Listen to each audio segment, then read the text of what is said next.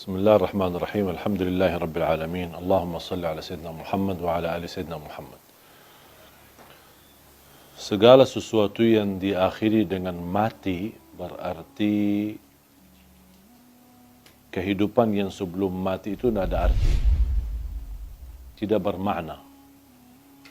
Dunia ini bukan hidup yang hakiki. Kehidupan yang hakiki setelah mati. Dan kematian kita cuma sekali. Tidak akan mati lagi. Kalau sudah meninggal dunia dan kita pisah dari dunia menuju ke akhirat melalui proses di alam barzakh, kuburan kita menghadap mungkar nakir kita, kemudian bisa kuburan kita menjadi taman dari taman surga, bisa jadi lubang dari lubang neraka. Dan yakini kehidupan kita nanti di alam kubur jauh lebih panjang daripada hidup kita di dunia. Ada orang di bawah kuburannya masing-masing itu sudah ratusan tahun. Padahal usia mereka ada yang masih muda, bahkan ada yang masih bayi. Habis kita dibangkitkan oleh Allah SWT, sekian tahun kita di alam kubur, dibangkitkan oleh Allah SWT, terjadilah hari kiamat. Dan kita akan menghadap Allah untuk dihisab. Habis proses hisab, fariqun fil jannah wa fariqun fis sa'ir. Satu golongan masuk ke surga dan satu golongan masuk neraka. Dan disitulah makna kehidupan yang abadi. Bisa abadi di neraka, bisa abadi di dalam surga. Kita sebagai orang beriman, sudah dijaminkan kita tidak akan dikekalkan bagi orang yang berdosa dan bermaksiat, tidak akan dikekalkan di neraka Jahannam selama dia membawa kalimat la ilaha illallah. Man qala la ilaha illallah khalisan min qalbih harramahu Allah 'ala an-nar. Di riwayat adkhalahu Allahul jannah. Diharamkan, dikekalkan di neraka Jahannam bagi orang-orang yang membawa kalimat la ilaha illallah.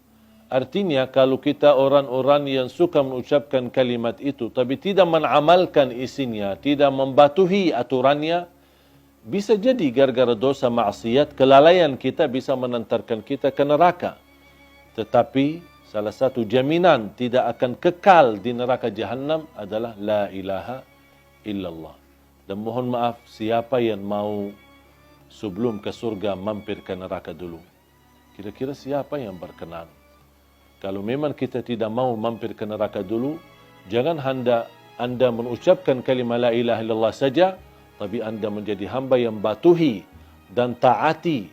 Jadikan hidup di dunia ini adalah surga kita di dunia dengan kalimat la ilaha illallah. Itulah dengan kalimat la ilaha illallah, dengan kita mempunyai syarat-syaratnya, mengamalkan isinya, membatuhi dan mengikuti aturannya, kita akan diselamatkan oleh Allah SWT dan akan kita bahagia dalam kehidupan kita di dunia yang sementara dan juga akan bahagia selama-lamanya nanti di akhirat. Jangan sampai dunia ini yang hidupnya sementara melalaikan daripada kehidupan yang abadi. Banyak orang masih memilih kehidupan enak, tapi nanti di akhirat sengsara. Jadikan hidupan di dunia ini, walaupun anda hadapi susah, tantangan, tak apa-apa. Semua bakal berlalu. Dan segala sesuatu di dunia ini, biarpun yang paling enak kita dapat. Anggaplah kita kaya, orang yang paling kaya raya. Tapi ujungnya mati, buat apa kekayaan itu? Buat apa kemewahan itu? Buat apa keindahan itu? Kalau saya akan nanti tinggalkan, akan menuju kepada kehidupan yang abadi. Makanya harus kita fikir cerdas untuk memperjuangkan kehidupan yang abadi, yang insya-Allah akan kita menjadi orang yang kekal di dalam surga Allah Subhanahu wa taala. Insya-Allah tanpa mampir ke neraka. Ada satu tanda malaikatul maut cabut nyawa kita, itu sudah mati. Itu tandanya. Kenapa Allah Subhanahu wa taala sembunyikan kematian dan proses kematian itu? Bisa ada orang mati mendadak. Bisa ada orang mati karena kecelakaan. Bisa ada orang mati karena apapun terjadi Bahkan bisa ada orang karena sehat, tak ada apa-apanya, justru dia merawat orang tuanya, pulang pergi ke rumah sakit, malah justru anaknya yang mati duluan. Tidak ada yang bisa memastikan dan membuktikan ada tanda-tanda sebelum kematian. Tidak ada tanda melalui mimpi, tidak ada tanda dalam tubuh kita atau akan terjadi di waktu asar atau di waktu yang lain, tidak ada tanda sama sekali. Yang diberikan tanda kedekatan kematian adalah orang-orang yang tua, yang sudah tumbuh, rambutnya putih, sudah terlihat dari segi fisiknya lemah, dan banyak semakin tua usianya berarti sudah tanda mendekati kematian. Allah Subhanahu wa taala berfirman, kiamat aja dekat, wa narahu qariba.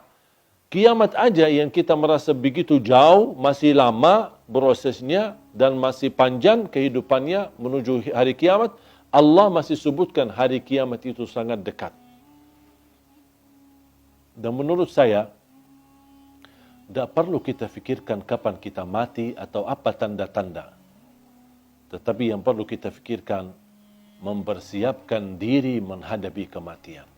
Apa yang semestinya saya lakukan untuk menghadapi kematian, untuk menuju husnul khatimah. Itu yang perlu kita fikirkan. Amalan yang baik, bertakwa, jadi orang yang berguna bagi orang lain, jangan menyakiti orang lain, jangan menzalimi orang lain, dan terus menjadi orang-orang yang selalu berbuat baik untuk dirinya dan juga untuk orang yang ada di sekitarnya.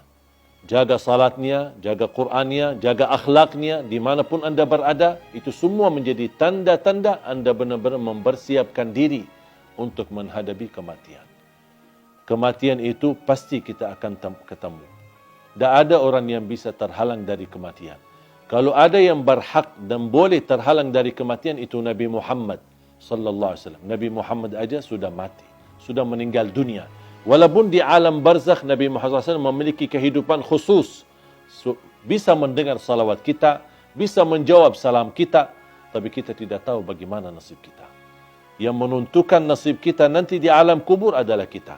Apapun yang kita isi dalam kehidupan kita, itu yang akan menjadi hasilnya, kita akan ambil panennya nanti di alam kubur dan di akhirat. فَمَنْ يَعْمَلْ مِثْقَالَ ذَرَّةٍ خَيْرًا يَرَهُ وَمَنْ يَعْمَلْ مِثْقَالَ ذَرَّةٍ شَرًّا يَرَهُ.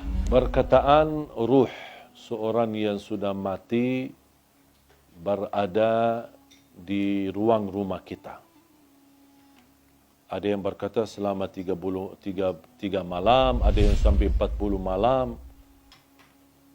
Kasihanlah, ruhnya lagi diam di rumah, jasadnya di kuburan. Terus ngapain jasadnya di situ, kasihan sendirian? Kalau orang sudah di alam kubur, kemudian akan dikembalikan ruhnya. Buat apa Allah kembalikan ruh? Supaya proses langkah awal hisab. Tapi hisab yang masih istilahnya ringan, menghadap mungkar nakir. Ada beberapa pertanyaan yang perlu kita jawab saat menghadapi mungkar nakir. Seandainya kita berhasil lolos dari pertanyaan dan kita bisa menjawab seluruh pertanyaan mungkar nakir, berarti akan kita menikmati. Kalau lagi menikmati di alam kubur, bahagia, kuburan kita menjadi raudhatun riyadil jannah, taman dari taman surga, buat apa ruh kita keluar dan diam di rumah kita selama 40 malam? Sebaliknya, kalau kita tidak lolos untuk menjawab pertanyaan mungkar nakir, berarti kita akan menghadapi kesiksaan yang amat pedih di dalam kubur. Dan tidak mungkin orang itu saat disiksa masih nyawanya bisa jalan-jalan kemana-mana, termasuk mampir ke rumah dan diam di rumah selama 40 malam.